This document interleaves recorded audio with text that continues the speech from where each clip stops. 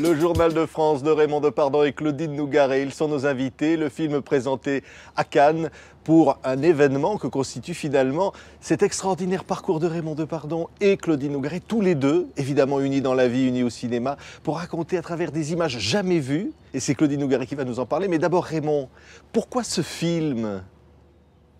Parce que le temps passe et vite et puis il faut l'arrêter ce temps. Donc c'est vrai que je sors de ce long travail sur la France et puis j'avais une cave remplie de chutes, d'inédits, plein de bouts de films et Claudine a eu l'idée, je vais lui laisser la parole parce que c'est elle qui l'explique comment elle a pu avoir l'idée d'un tel projet, un projet fou. En fait, pendant longtemps, il voulait faire ce film. Moi, ça me disait vraiment rien, comme je le dis. Je traînais un peu pour faire la production de ce film. J'avais pas du tout envie de faire un film d'archives nostalgique. Il avait un côté vétéran de la guerre quand même qui me je me disais ça va pas être possible. Et effectivement, il est parti comme ça sur un coup de tête sans prévenir pour photographier la France. Et j'ai pensé que c'était quand même assez unique ce parcours en France, dire je vais photographier tout le territoire, prendre un camping-car, rester comme ça, boire le thé, attendre la belle lumière. Avec une chambre noire, un gros appareil, c'est compliqué. Noire, voilà. Et j'ai pensé que ça pouvait ancrer le film dans le présent et à la fois montrer la France aujourd'hui, la France vue par Raymond. La France, comme il dit, des sous-préfectures, des ronds-points, des bars tabac et laisser une trace de ce travail photographique. En plus de ce travail photographique, laisser une trace cinématographique. Raymond est autant cinéaste que photographe. Dès qu'il a un moment, il roule du nord au sud pour photographier la France. Moi, le camping-car, c'est pas mon truc. Rester 3 heures sur un bord de route, j'ai du mal. Du coup, je commence à trier des bouts de films inédits qu'il garde précieusement dans la cave. Des bribes de sa mémoire, de notre mémoire.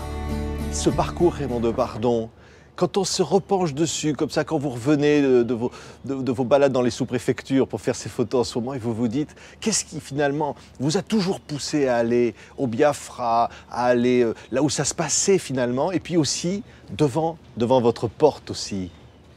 Oui, c'est un petit peu... C'est un peu ma particularité, mais au fond, pas tellement que ça, parce que tout le monde est...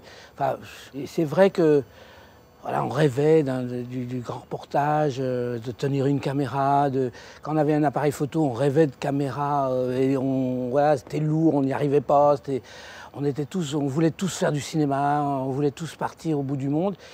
Et puis c'est vrai que c'était une actualité très riche, très incroyable comme ça. Il y avait, je sais pas, comme une naïveté. Et puis les choses ont avancé. Mais c'est vrai qu'en tant que photographe, j'ai l'habitude de faire des allers-retours pour aller regarder mes planches contact. D'ailleurs, je m'aperçois souvent, je me dis, tiens, c'est ça. J'avais cru que ça, c'était une bonne photo, mais c'est celle à côté qui est la bonne. Donc j'avais laissé... Le film, il est un peu comme ça. Oui. Voilà.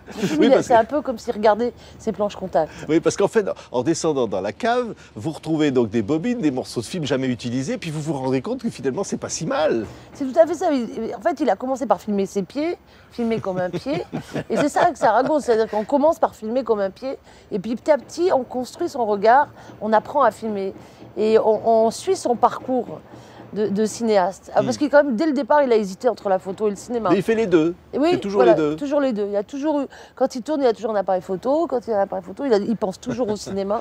Alors, on retrouve évidemment ces scènes extraordinaires, ce tribunal correctionnel, les scènes de justice, les scènes humaines, les scènes de la vie. On voit que c'est l'homme qui est le sujet de tout, Raymond Depardon.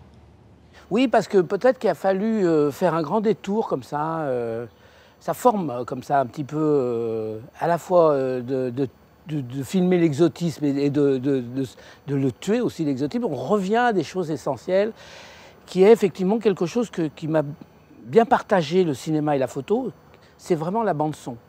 Et c'est vrai que cette rencontre avec Claudine était providentielle parce que, en plus, je l'avais filmé, Claudine, les premières fois qu'on s'est rencontrés. Donc, on savait qu'on avait un petit film noir et blanc, comme ça, on s'était rencontrés. Ouais, qu'on avait regardé une fois. Voilà. Rapidement. Et puis, c'est vrai que moi, j'avais fait du cinéma tout seul avec une micro sur la caméra, mais c'était pas très bon toujours. Mais enfin, bon, voilà.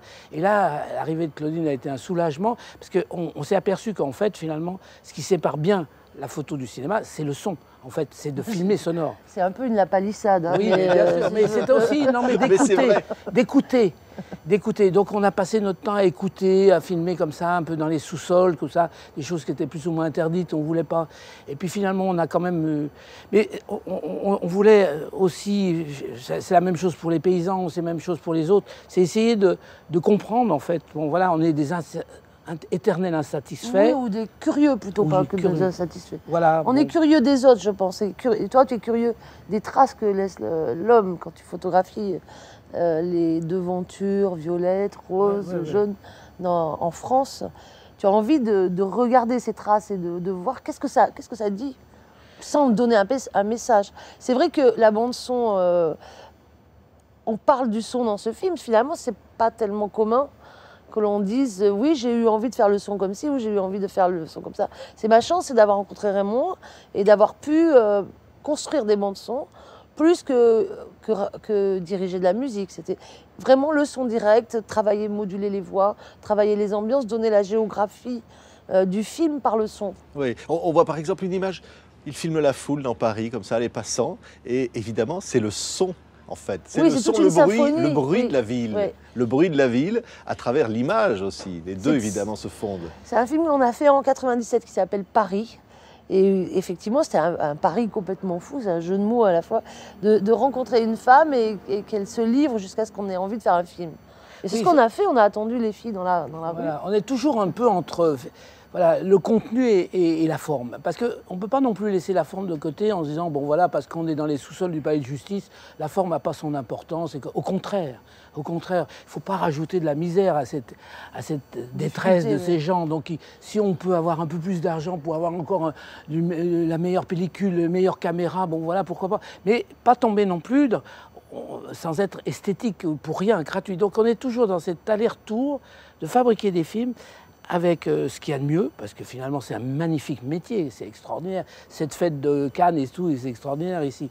Donc c'est quand même un hommage au cinéma que nous aimons. Celui de nos pionniers, celui qui partait avec une caméra comme ça à la découverte du monde, on en est toujours Et là. en même temps, ce film est fait de contraste. Et vous passez comme ça du Biafra, de scènes extraordinaires, de guerre, et puis d'un seul coup on se retrouve dans un petit village, et aujourd'hui vous photographiez comme ça une place, un monument. Personne n'a priorité, il n'y a pas les centres-villes contre la campagne, il n'y a pas la France contre l'étranger, tout fait partie d'un monde. On est des hommes sans frontières. Et puis aussi, c'est vrai que c'est une chance de faire ce film. Je crois que en fait, notre grande chance, notre grande force, c'est qu'on a toujours tourné en argentique. Et à un moment, quand la vidéo est arrivée, on a dit on choisit notre camp. Et alors on n'aurait pas pu faire ce film si on n'avait pas fait ça. On ne fait que parler d'images et de son dès le petit déjeuner, tout le temps. Et d'avoir gardé ces bouts de film en argentique, on fait qu'on puisse faire ce film. C'est en tous les cas très émouvant. Journal de France, Claudine Nougaret et Raymond Depardon. Ce film donc présenté à Cannes et qui donne envie soi-même aux spectateurs d'être à son tour curieux du monde et de la vie. Merci d'avoir été nos invités. Merci. Merci beaucoup.